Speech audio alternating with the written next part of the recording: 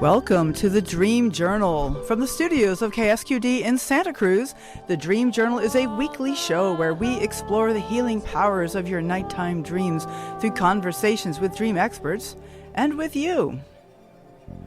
All the boys and the girls. And in the words of Carl Jung, who looks outside dreams, who looks inside awakens.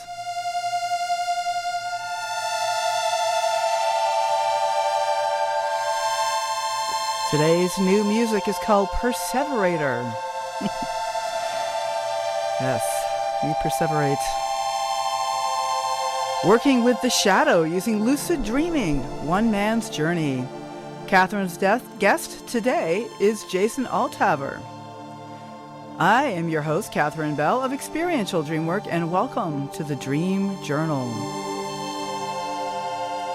The Dream Journal is also a weekly podcast. You can subscribe, rate, and review, but most importantly, tell your friends. That is the point of this radio show of mine, is to get people talking about dreams. So if you enjoy this podcast and if you're interested in your dreams, maybe use this podcast as an excuse to talk to your friends about your dreams. You can also find full archives at ksqd.org/the-dream-journal, the Dream Journal. Okay, so I'm starting with my personal dream work. I have this whole theme. I think listeners will recognize the theme of being in a hurry. It's one of these ways that I think the dreams are working with me to try to help me work through whatever it is, whatever trauma it is that puts me into this hurry mode. And I've been having some breakthroughs recently. Like, you know, the typical theme has been running to catch an airplane and just, I don't know, maybe I'm late to catch a train or trying to go home. And there's something poignant about the theme of going home. And so I've had some breakthrough moments, like a moment where I realize I'm not going to catch the plane. I just stop running. And it's like, oh, wow, I actually don't have to be in a hurry. But the latest installment in this series of how dreams changed my mind is I'm packing to go. I'm not particularly in a hurry at this moment. I'm kind of picking up my items left behind. And there's somebody else in the room who's telling me to hurry up. And for me, this is a big breakthrough because suddenly that voice is from outside of my head. It's somebody else telling me to hurry up. So, like, is there a way I'm starting to get perspective on that voice that says, hurry, hurry, hurry? I'm just fascinated by this whole thing of now starting to recognize the voice inside my head. It's not me. It's not me. So I can have a choice whether to listen to the voice and get into hurry mode or just say, well, that's a voice.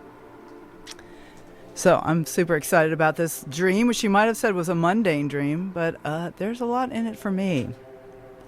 So we will be accepting call-ins during the last 30 minutes of the show, or you can email us at any time at onair@ksqd.org. Really, that email works just fine. We've had some emails, but not recently. So give us an email at onair@ksqd.org, and the phones will be open in about 25 minutes. I'd like to say hello to Jason. Hi, Catherine. Hey. Can you hear me? Yes, you're coming through loud and clear. So glad to have you here. This is Jason Althaver. Jason is 21 years old, and he's currently living and working at an ashram near Boulder, Colorado. His dreams have highly influenced his life path. A few dreams in particular helped him break out of societal and familial expectations and follow a more unconventional and spiritual path. Lucid dreaming in particular has fueled Jason's passion for diving into all of his dreams. His intention is to learn from his dreams, lucid and non-lucid, in order to grow on all levels. So yeah, Jason Althaver, he's a Dream Journal listener. He sent me a dream last spring and how it affected his life. And I was really struck by his story of a dream that really changed the course of his life. So I invited him to be on the show. So Jason, maybe you can just tell me a little bit about how you got started interested in your dreams. You're 21. Most of the people that I work with are on the older side, talk about niches. And yet I love it that the young people can get into dreaming too, that there's something valuable for everyone. Like, what's first interested you in your dreams, Jason? Yeah, so I first got interested in dreams when I heard that it was possible to become aware in a dream. And like many of other people who first learn about lucid dreaming, they kind of get really excited about being able to not have so many tense and fearful and anxiety-ridden dreams and kind of have more of a control. I was always wanting to control a lot of things in my life, and it's probably why I started getting into lucid dreaming. And then that eventually got me into my non-lucid dreams, because one of the things that you have to do if you want to become aware in your dreams is just record, and it's important to have a dream journal, and now I have like 5. I bet. Yeah, so that's what a lucid dream is. Well, why don't you go ahead and define a lucid dream? Okay. Yeah, so there's varying levels of lucidity. Yeah. But in general, a lucid dream would be where you have a greater degree of awareness within the dream. So most of the time in a dream, your prefrontal cortex, the part of your brain that makes consciousness decisions, is completely shut off. And so there's a whole varying levels of lucidity, of more awareness, of that you can consciously make decisions and change the course of events in a dream. And so there's like the level of, oh, well, maybe this is a dream, or there's some things that you notice that are kind of weird and out of the ordinary, but you kind of go along with the flow of events and you don't really take much conscious intention or will to change the events of the dream or to change your relation to the events of the dream. And then there's full lucidity, where you can go into the dream and change kind of, or do practices to change your emotional state, which can have an effect on the dream, on what happens to you in the dream, or on just how you relate to what happens to you in the dream. Right.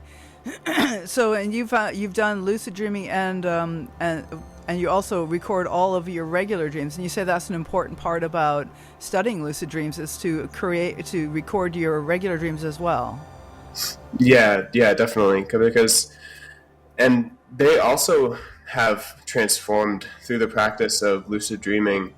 I find that through acknowledging in my subconscious mind and in my conscious mind that there's more power of control than I previously had thought. I was in a victim mindset about my dreams. I was like, these are just coming to me, and there's nothing that I can do to work with them. They're just like things that are happening to me.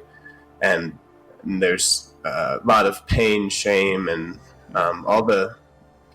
lots of feelings that I tend to suppress. And that's why I wanted to talk about the shadow, because those feelings that get suppressed and avoided during my daily waking life show up powerfully in dreams. All right, so let's maybe, if it's okay, would you like to talk a little bit about the shadow, and then to give some examples of some of the dreams that you've worked with. But let's talk about the shadow first to kind of set up what that is all about.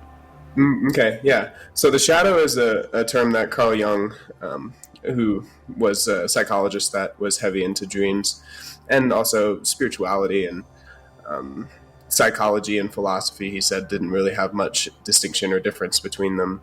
And so he took a general stance on the shadow as being everything that humans or anyone has repressed, and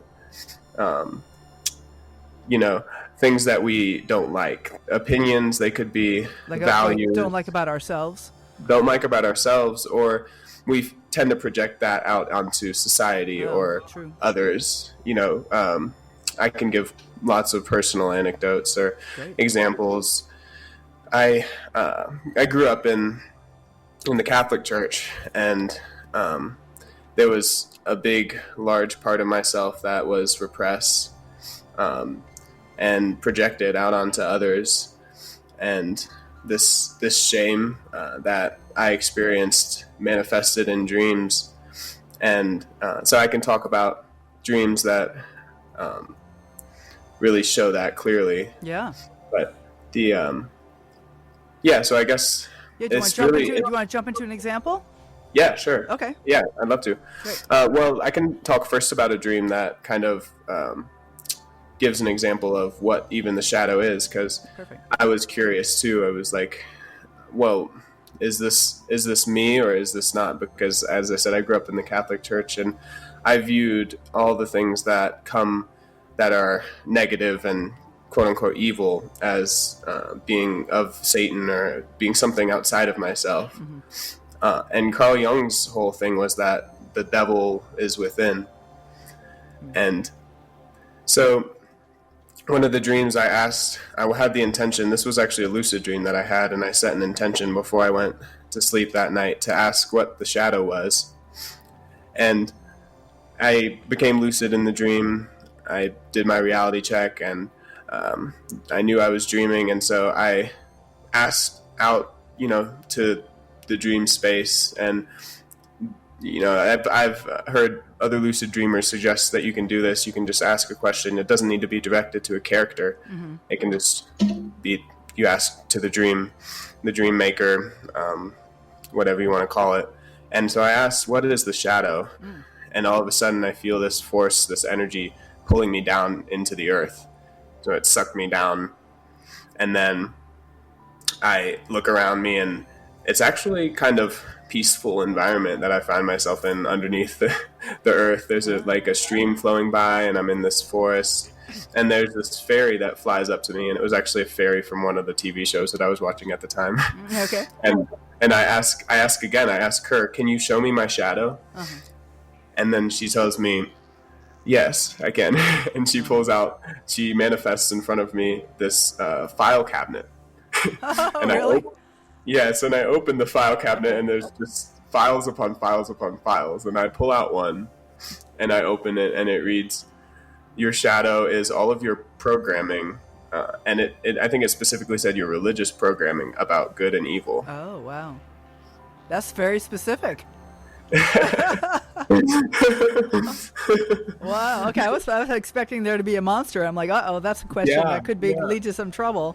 I know, me too. I was totally expecting there to be some terrifying, horrifying, monster or something, but no, it was just your programming, my your conception, my programming about even what the shadow is, about like my moralistic high point that I had taken in my life because of my tradition and because of not just the Catholic Church, but traditional secular spirituality as well. I wanted to stay on the sunny side, and I've thought that I was all love and light, and that was my conception of good and evil. That good I needed to cultivate. I needed to focus on cultivating the good within me, and then that ended up repressing the evil, repressing the other sides, and then projecting that out onto others and onto the world. And okay, wow. So let's. I'd love to. That's really fascinating. Then the question comes, how do you work with the shadow? But then I'm a little torn, because I also am curious to maybe hear some dreams about that helped you make decisions in waking life. Where do you want to go? What's calling to you?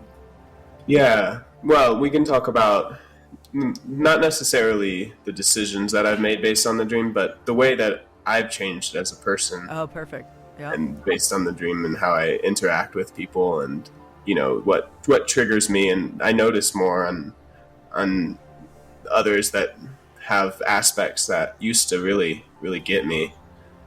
If I can turn and look within to find where the source of that is in myself, and take breaths and try to release that and really feel it. Mm-hmm. Yeah, there's something about feeling it. You have to feel it and not just ignore that. Mm-hmm. Yeah. Okay. Do you have an example of a dream that's kind of helped you along that process? I appreciate the distinction between the way I have changed versus helping me make decisions. But the dreams for me also are very much about an inner journey. Mm-hmm. Like I don't know if you were able to hear my dream share at the top of the hour. about my relationship to being in a hurry. Yeah. The dreams are just really pecking away at this thing that really affects my quality of life, that I'm just rushing everywhere I go. And it's not a good thing. It's like a lot of times, yeah, maybe it gets me to certain places, but a lot of times it really impacts my state of well-being. And I'm like, and now I'm hurried and I'm, anxious. Mm-hmm. And so it really is something that matters. It isn't a decision per se, but it's changing the way I am. And I'd love to hear some examples from you of how dreams have changed you. Yeah. Yes, of course. So one of them that's coming to mind now, I was walking along this, well, actually, no, the dream started with me at a church event, but it was outside, and there was this pastor preaching to everyone. And then after the event, I'm walking down the stream with the pastor and with my brother and my brother's wife, Michaela and Matt, my brother. Mm-hmm. And as we're walking down, it gets darker and it gets kind of more treacherous. And there's a cave that's the stream is kind of coming out of the cave, and we're walking towards it. And as we traverse this dark path, my brother and this pastor, and they're all like very strong in the faith. And the pastor, represents that part of maybe myself that doesn't want to look at the shadow. Mm-hmm. And they say, it's getting kind of scary, it's getting kind of dark, we're going to turn around and go back and to the safety of the church. And and then I say, okay, you go ahead, but I'm going to continue. And so I continue walking down this path, and I end up like right on the outside of the cave. And then I hear, get out, go away. And this man comes running out, and he's this old, gray hair, long beard, and he's carrying a shotgun, and he's yelling at me, and he's shooting up in the sky, and he's just very threatening. And then I run away, and I run away in fear and of course terror, and then I wake up, as a lot of times happens when you're terrified in a dream. But that's how it ended. But later on, I go back and I use a technique that Carl Jung talks about as active imagination. So you can go back into a dream and put yourself into that situation again, and maybe take a different course or choose to do something different. And through practicing with lucid dreaming, this is how this has helped me. I realize that, my dream characters that scare me, they're not there to hurt me or to make me scared. They're parts of myself that I haven't fully integrated or accepted. And so I went back in active imagination, and I asked the man, like, why do you not want me to come into this cave? And he told me that he doesn't deserve my light. He doesn't deserve my light. Wow. So he's feeling, even though he's this big, puffed up, aggressive character, he's actually feeling shame. Yes. Yeah. It was definitely a very shame-filled dream, and it was at a time in my life where I was feeling a lot of that in my waking life. I had just broken up, or I was on the verge of breaking up with a girlfriend that I had. That it was, the relationship that had lasted for me longer than any others had in my life, and felt more deep and heartfelt than any other relationship. But those are the ones that can hurt you the most as well, and make you feel the most shame. And so, I was feeling a lot of those emotions, but I wasn't necessarily letting myself. I was kind of projecting out onto, in this case, my girlfriend, and noticing all the areas where, she let me down, and I criticized the way that she acted and the way that she behaved in the relationship. But that dream was helpful, and in the dream, I ended up hugging this man, and it felt so healing to have that experience of really embracing that shame. Wow. And that's what just to clarify, that was in the active imagination that Yes. The dream, the actual dream, non-lucid dream, ended with me running away, screaming in terror, and shooting a shotgun at me. So you did the active imagination in waking life to kind of have the dialogue with the characters, and ended up with a hug. Oh, that's awesome. Okay. Yeah. And so that helps you in waking life to kind of recognize that part of who you are. Is that character? Yeah. Yeah. And it helps me to go easier on myself in those areas when I feel those feelings of shame come up. And because the guy in the cave, when I asked, why don't you want me to come in, he said, I don't deserve your light. And my brother and that pastor, they took the path, they turned around, and that also represents a part of myself, I think. I'm just kind of, actually, I hadn't thought that much about that part, but I'm realizing now that that's probably the part of myself that likes to stay on the sunny side. And Yeah. you know, a lot of my life, or for a few years of my life, I was very toxically positive. And so I just, when I got close to those feelings, I turned the other way. I quickly ran away and tried to focus on things that would uplift me. Right. Yeah, no, I understand that kind of toxic positivity. Like, oh yes, you know, everything's always for the best, and I can get into that, and yet there's sometimes deeper feelings, and yeah, that's really striking conversation with the man, a way of carrying the dream forward. Yeah, and that's one of the things that, like I said, lucid dreaming has been so helpful with, and that practice can transform your dreams in so many ways of just knowing that you can go into an experience that is at first very terrifying, and you can go back, and it's kind of in a way like you're no longer alone in that situation, and you're no longer afraid because you know that you're just imagining it. Well, the thing is, I also like to bring in like compassion, that there's very legitimate reasons that I had this behavior, like my hurrying or your toxic positivity, like these kind of like defense mechanisms that we have. I always want to bring a lot of tenderness to this conversation, because I could tell myself, oh, I'm bad for being in a rush all the time, or I don't want to shame myself. And so like I recognized that there was a way that was useful to me at a certain point in my life, or at least I thought it was. And same with, I think, like, have that tenderness for this man who seems in the dream, who seems so aggressive, and is. I mean, he's violent. He's chasing me in the dream, and yet there is also a shame that he feels a lot of shame. This part of me, so having the tenderness for these kind of behaviors, even as we're letting go of them, and saying, well, I don't want to be positive all the time anymore, and not for me. I don't want to be in a hurry all the time, and yet when I am in a hurry, I can still have this compassion for myself, like, wow, you're really feeling uncomfortable right now, aren't you? Right, rather than scolding myself, you shouldn't, because then that just adds to the crime, I think. Right. Yeah. That's just another way of avoiding your true like feelings, and then what you resist will continue to persist. Absolutely. So you've mentioned lucid dreaming a few times, but the dream you shared was not a lucid dream, so I guess you can do this kind of work with any kind of dreams, as you've been saying. And I wondered, what in particular does lucid dreaming bring to the equation? Well, I guess you can actually maybe act on these things in the moment rather than doing them later as an act of imagination. But maybe, do you have an example of a lucid dream that helps you change who you are? Or just who left a big effect on you? Yeah. So I do. I have, let's see. There was a lucid dream that I had, and I definitely feel this relates to the shadow as well. And so this one was right before I moved to Colorado, or a few months before I moved to Colorado. It didn't play into my decision to moving. I had already decided to move, but it kind of dealt with the energies that I was experiencing in the wake of my move. And so I found myself in the dream in an apartment. This was my apartment, so this was like independence.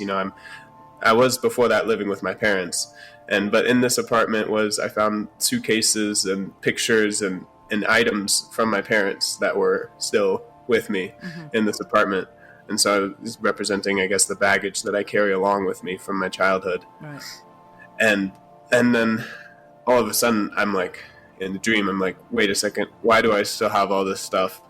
I wonder, am I dreaming? I think that was what sparked the lucidity. And so I realized that I was dreaming.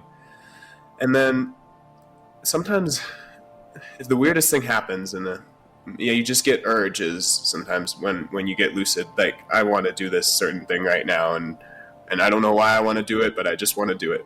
You're right. And Okay. so I was in the dream, and I had this urge come over me, and it was a really like powerful urge. I wanted to find a picture on my phone of Jesus and just kind of meditate on that picture, or find a picture in the room, or I just wanted to find Jesus. Right. Okay. And so I look up on my phone, and it takes me to Instagram, and so I look up Jesus, and there's a bunch of Jesuses that pop up. There's Jesus, and like there's all these different guys' names of Jesus, and then I end up finally scrolling through and finding an image of the Jesus that is in my psyche that I was searching for. Okay.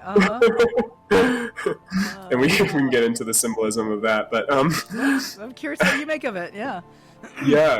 And this inner Christ that, like, it talks about in the Bible of Jesus said the kingdom of heaven is within you, and that Christ is always with you, and so there's this part of each of us that I believe it is that. But I did find the image that I was looking for, which is interesting, because it's like an inner image that we're looking for. Like, and so often that's a wonderful metaphor for waking life too. It's like we're looking for something that's inside of us, but we're looking to find it outside of us. Yeah. And so then the dream kind of takes a dark turn. I find this image that in my psyche is the epitome of light and of goodness and of truth and of service.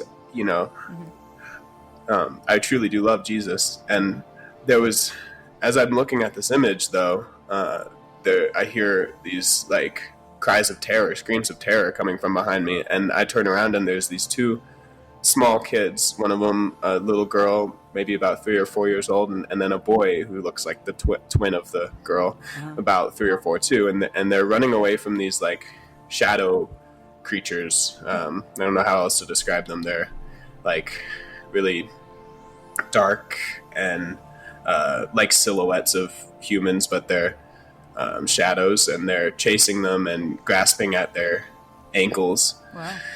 And I turn around with this image of Jesus that I still have in my hand. And I know that it's a dream, so it's still scary, but I'm not as terrified as I would be if I were not lucid. Right. And so there's more like, I have more calm and peace in that moment than I would have.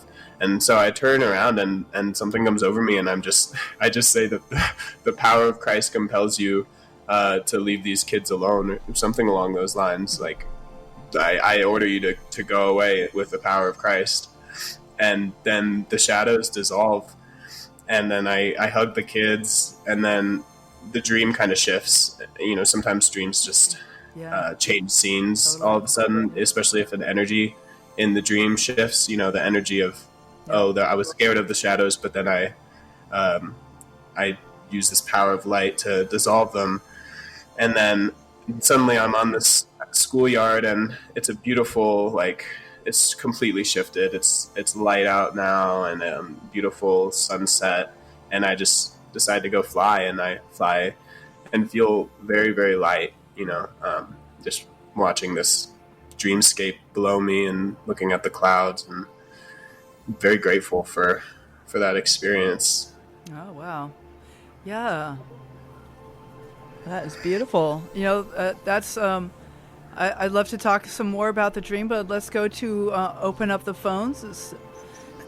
And I'm really like basking in that image, all those images of that beautiful dream, Jason. So my guest today is Jason Althaver. This is the Dream Journal, and my name is Catherine Bell, and you're listening to the Dream Journal, which is broadcast from the KSQD studios in Santa Cruz. And I'd like to open up the phones so you can give us a call if you'd like to share a dream of your own or ask a question of me or of Jason. And that number is 831-900-5773. That's 900 KSQD.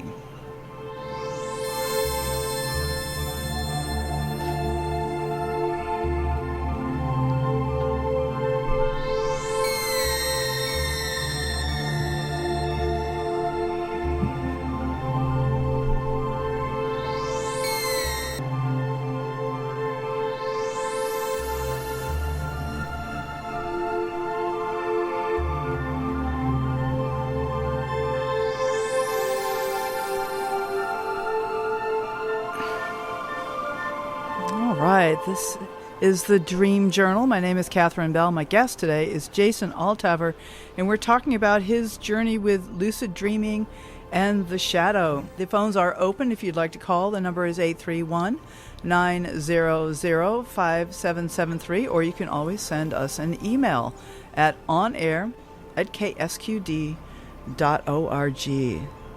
So, Jason, I wonder if you could talk a little bit about that dream that you just shared. The dream about, if I could just summarize, finding a picture of Jesus and then seeing children chased by a shadow, and then kind of calling out an invocation and the shadow going away, and then finding myself flying through the air. Is that kind of the summary? Yeah. And I wonder if you could share some reflections about that dream. Like, what does it mean to you? Yeah, so like I said, this dream was happening in a time in my life where there was a lot of anxiety, also excitement, but there was a little bit of fear too around my move out of the house and into the world. And I think that the image of the children in that dream that were kind of grasping at my ankles is just very powerful. It's a feeling of, those kids were terrified, and perhaps that was the part of me that was also terrified to leave the comfort, the safety of the home. And that's kind of how I interpreted it for me. And those shadows that were chasing them, represented the manifestation of that fear. And they were clinging to me though. And so maybe that tells me that I've grown, I've grown up from that version of myself that is dependent and, clinging to the family. And I find myself here. I'm in a family as well. Do you want to tell us about where you're at? Wonderful community. Yeah, a community in Ashram in Colorado, as I understand it. And if you'd like to share a little bit about that and how that relates to your dream life and what's you growing as a human being. I'd love to. Yes, of course. Yeah, sure. So the practices and the things that we do here have definitely, like, I want to say they've made me less focused on my dreams, and that's not necessarily the worst thing. And I wish that I had a little more time to study and get into my dreams, but before I came here, that was like a major big huge part of my life, and I spent a lot of my days and a lot of my time really, really deep into that. But the practice here is, I've always been, or I've been for a few years now, a lucid dreamer. But the practice of lucid dreaming, I don't view it as something that stays in the dream space. I view it as something that can take you into more of a conscious and aware state. Some lucid dreamers will call it lucid living. And that's what I find that I'm doing here. And I'm led to really fully experience lucid living. They tell you when you do seva, which is the Sanskrit word for selfless service, they ask that you chant mantra or just try to stay present and don't be distracted. Like, I used to listen to music all the time while I work, or I used to try to be off in my mind while I'm working, but they really encourage you to stay present with every dish that you wash. I do a lot of dishes here, so like every present with the feelings of the dish even, and the way that can work on your karma. Before I came here, I spent a whole lot of time in my mind and intellectualizing everything, even my dreams. I didn't even spend as much time feeling the feelings of the dream, more like thinking about them. Right. And this place has helped me so much to just be in my experience of, my day-to-day life and the feelings that come through and being present. And I'm so grateful for the community too. It's a wonderful, loving, supportive community here. Oh, that's wonderful that you found a place to land. We're all kind of looking for going home. Like my running theme about being in a hurry or being late is I'm usually trying to get home. And there's something, Hmm. we leave home. It's like the hero's journey, that there's a way that we have to leave home in order to become who we are, but then there's a way we want to find not the same home necessarily, but a home. And like for me, it's been like feeling at home in the world and feeling at home in my body. That's kind of what I'm looking for, and that's what the dreams have helped me do over the years. And it sounds like that this is what they practice in your ashram as well. It's a sense of being present in every moment and letting that be home, that be Hmm. the right place to be. Yeah, Yeah. yeah. It's definitely like, I don't want to make it sound like everything's really perfect, because there's so many tensions and things that come up when you're practicing, meditation and things like that every day. You're going into, in the same way that you would look at a dream, you're going into these parts of yourself, and there could be subtle energetic feelings in your body that are kind of sticky, and not something that necessarily want to experience, but there's definitely a light feeling on the other side of it, and a feeling of sigh of relief of letting this weight that carrying and kind of stuck in our system for a while just kind of dissolve in the way that those shadows dissolved. Right. Right. It's interesting to think of the daily experiences that we have and like the interactions with my friends and my loved ones and my just my life, my car, my cooking, and that those are kind of dreamlike experiences, and that we are encountering parts of who we are, even in waking life. Yeah, yeah, that's one of the main like lessons and things that I've learned from lucid dreaming, is that you can look at anything, and your waking life, your dreaming life, non-lucid, lucid, no matter what it is, you can work with it in a similar way. The practices that I've learned here at the ashram can be applied in a dream state too, as well, in a lucid dream, or just in your waking life, which most people have more access to. Right. It's hard for a lot of people to remember their dreams, Hmm. and it's encouraging, I think, to think that it's okay if you don't. Sometimes you just wake up with a feeling too. Maybe you don't have the images, or some people really like are attached to having vivid dreams, but if you just wake up with a feeling, you can still use kind of a practice of awareness and lucidity to Yeah. really let yourself fully feel that and let it flow through your system, rather than just trying to like, oh, I'm gonna go about my day and forget about what happened in the Right. middle of the night. Right. The feeling. That's interesting. I wonder if you have any specific examples of waking up with a feeling. Like I'm a little familiar with the phenomenon, but do you have anything that comes to mind that you want to share about that? Like working just kind of really simply with a feeling that we wake when we wake up. Yeah, yeah, sure. Like, I mean, sometimes I wake up and I can't really remember the extent of a dream, but maybe I remember like a snippet or one little image, or not even an image. But when you go into the image, it's the feeling that you're trying to get to. And so if I just wake up with a feeling, in some ways that may be less distracting than having an It's kind of image. a So, shortcut right to the feeling, huh? yeah, right. Like, Interesting. like this morning there was an image too, but it was mainly a feeling that I had, and um, the image was just, there was just one picture. And so typically I'm one of those dreamers too, that I'm like, if I don't get a story down, Yeah. or if I don't have some kind of solid structure to this dream, then it's not really that necessary. Or Right. Right. Right. there was that in my mind, but I'm coming to the place now where it's not really about that. Uh huh. Because I woke up and all I had was this picture, one little photograph, and it was a photograph of me from middle school, way back in Huh. middle school, and there Wow. was my childhood one of my childhood best friends that I grew up with, that we were so close growing up, and we kind of got a little less close um, as we aged and kind of changed as people, but still like have such deep love for him. and Hmm. and I woke up with that feeling of like, there was reminiscence, there was like kind of a missing too, um like something that maybe was lost, but then I really like feel that image, and I understand now that that's, it's not lost, that the connection and the love that I have for him. And there was another friend too. You know, it's still there. It's there, present in its fullest extent in my heart, even though we don't talk as much in my waking life.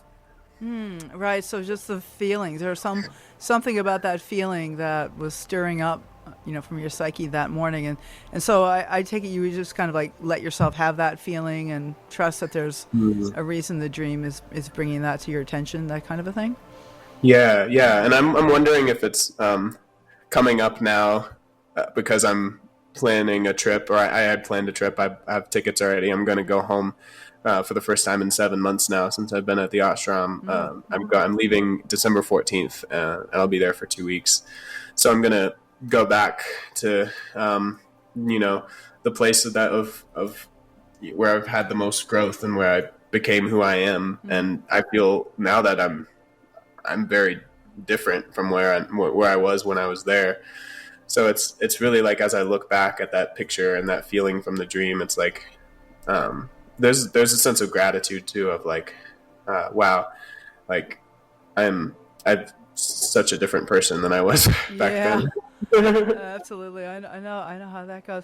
I want to just let folks know that the phones are open in case anyone wants to call. We have time for take a caller. The number is 831-900-5773, and we'd love to hear from any of our San Jose colleagues over the hill who are listening into this now syndicated show, The Dream Journal. So the number again is 831-900-5773, or you can send an email to onair@ksqd.org. And my name is Catherine Bell. This is Jason Althaver, and we're talking about lucid dreaming and the shadow. And I guess I want to ask you, Jason, about the shadow. So as we reclaim these parts, like you so beautifully described in the dream with the old man who was chasing you, that when you had a conversation with him in your active imagination, that you found how much pain he was in and ended up giving him a hug. And so like this shadow characters, then what happens to these shadow characters? Do they then become part of who we are? What happens to them after we kind of acknowledge what they are and have a relationship with them? That's a great question. So what happened to me? Yeah. I can't really speak to everyone's experience, but what happened to me when I embraced that part of myself was sometimes you can go darker, and sometimes you can get even more consumed by this shame of that feeling, and that did happen for a little bit. I really started to turn my awareness inward to all the things that was frustrating me in my life, and I grew so much from it, but it was so hard and so painful. It was like a dark night of the soul. I realized those areas of my life where I was very critical of every little thing in others. I had this really almost even spiritual psychosis, you might call it, where I had these experiences. Like the dream that I sent you was one of those experiences of just like transcendence and of light and bliss. And lucid dreaming can allow you to kind of access that as well. But I neglected to realize that was an experience, and that wasn't, I identified too much with that experience, and I wanted to share that with everyone, and I took every opportunity I could to give people unsolicited advice about how they could also attain that state. Of course. But anyway, introspection is hard, and I guess that's what I was getting at. When you get into the shadow, it's really challenging, and but it's so rewarding because it shows you the ways that you can stop hurting yourself and others. It wasn't like I was so toxically positive, and I was feeling like I was floating on this light cloud a lot of the time, but really I just wasn't grounded in reality or relationships. at all. I wasn't making meaningful connections with people. I thought that I was, but I wasn't. I truly wasn't. And I, when I look back at that time in my life, there's a big part of me that feels still shame for it, because I missed out on, I think, a lot of meaningful connections that I could have made if I was more in touch with my shadow. Well, there's like a tenderness there. There's a way that I feel regret about things in my life. And yet I also bring in this try, like it's a tendency to go to shame, but to bring in this tenderness of recognizing that, I was doing the best I could, and I survived. And also like you're talking about telling everybody else your experiences, and there's something really beautiful about wanting others to have these amazing experiences, and like sharing the gift, wanting to share that gift, that I think is beautiful. And, enthusiasm can lead us pretty far, pretty fast sometimes, but the dreams are always there, kind of balancing us out, I think. Yeah, absolutely. Yeah. There's another dream that I wanted to bring up. Oh, yeah, please. This one, it wasn't a lucid dream, but it was a dream where it totally shifted. I look at dreams that, and maybe it was in a way lucid then, not to the degree that I expect lucid dreams to be sometimes, where I'm fully aware that I'm dreaming, but it was lucid in the way that I was present enough to change something that was happening and feel in a different way. And so this dream was, I was with a younger version of myself, and this little kid, my inner child, was yelling key over and over again and hitting himself in the head, with a hammer. And each time he yelled key, he would hit himself in the head with a hammer. Yikes. And this was in the same period of my life that I was dealing with that breakup, and it was just similar feelings of that other cave dream. Yeah. But this one maybe even more powerful, because I was literally watching this younger version of myself beat himself over over the head with a hammer each time, and the key was something that it was a gift given to me from my the girlfriend, and so. And it was a gift that, like, just I think the previous week before, she had like sent me a message that she wanted me to send it back to her. And so then I had this dream, and as I'm looking at this kid beating himself up and literally causing a dent in his head, like there's a huge indentation in the forehead from this hammer, and I'm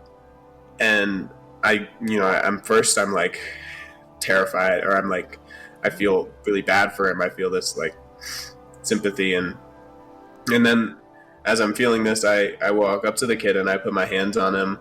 I put my hands on his head, and as I'm embracing this wound, this self-inflicted wound, I feel this like love pour through me, and that energy can kind of heals this wound. And I watch as this forehead comes back, and then I see the smile on the kid as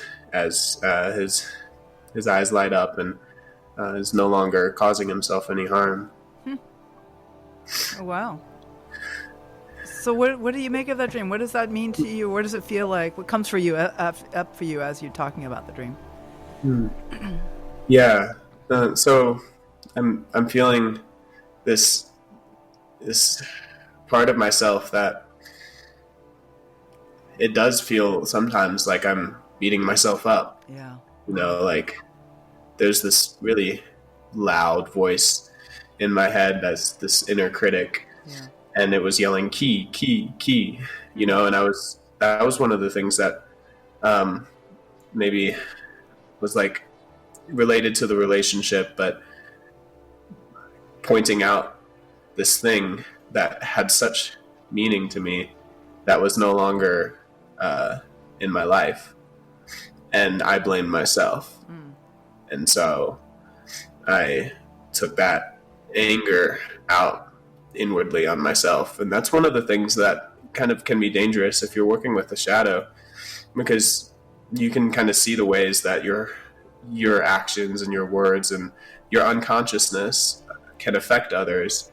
And I really dove deep into that, and I saw that the way that I was so toxically positive, and I didn't really accept and love the parts of my girlfriend at the time.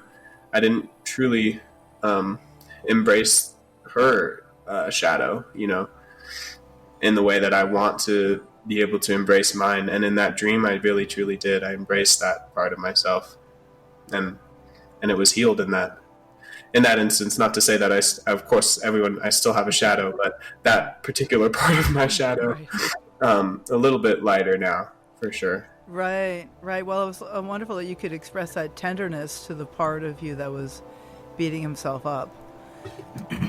That there was like that. I mean, what was it like to interrupt him? Like, what did you do to just kind of reach for him, gave him a hug, or was it? Did you say something to him? What was that like? Yeah, well, he had stopped beating himself over the head with a hammer because he had, I guess, already, he was on the verge, I think, of dying.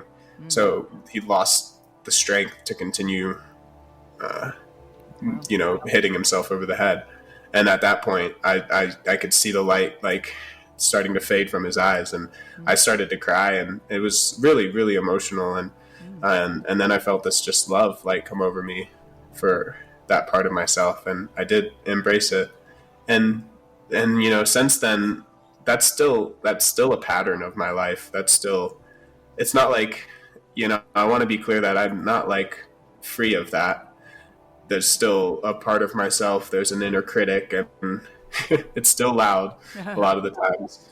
But I get to that point more often than not, that I can open my heart and feel like acceptance and love for that part of myself. And that's what can really transform these repeating emotions and thought patterns in your waking life. Yeah. Wow.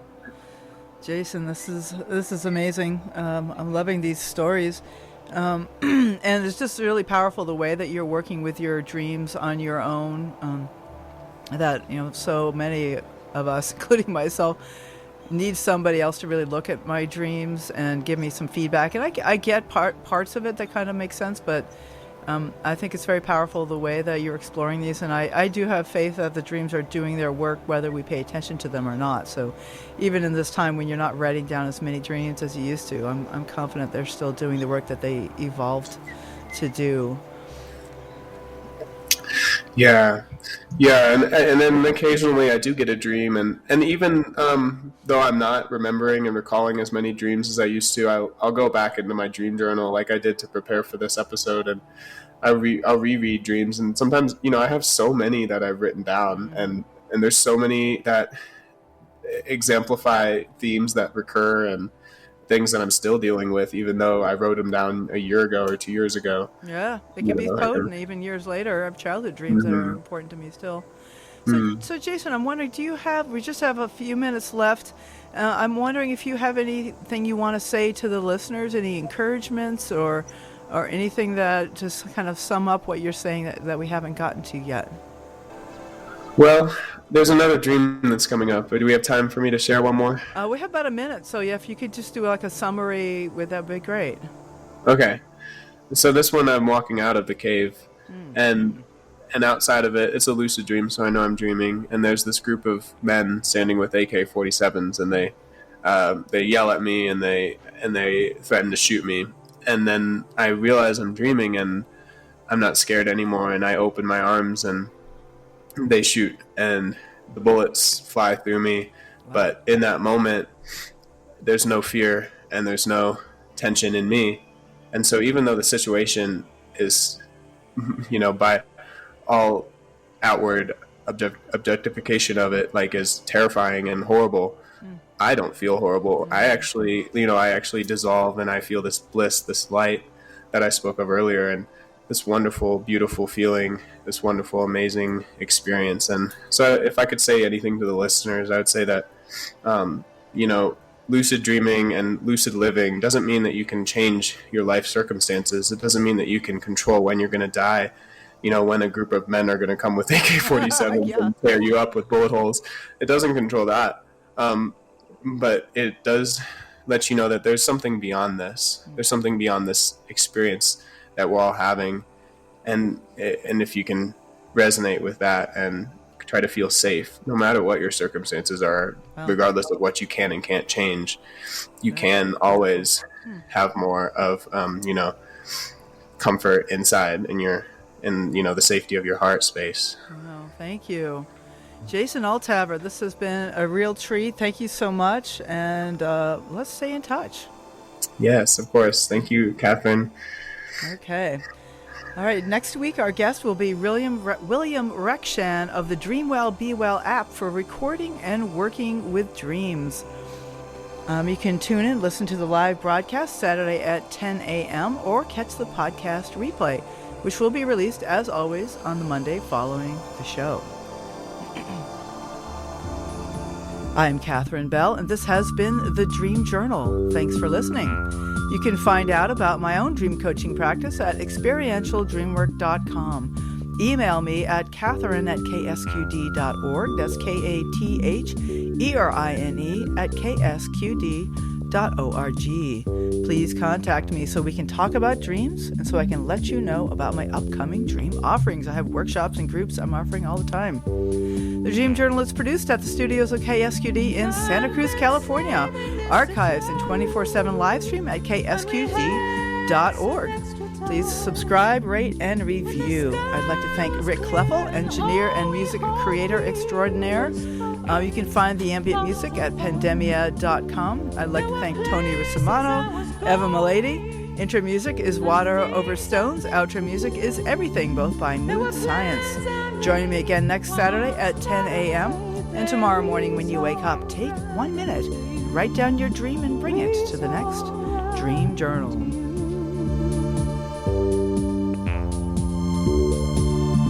So there's now a couple hours and the plan's put on a show. We're not alone, water over stone, even if you're by yourself, even if you're by yourself.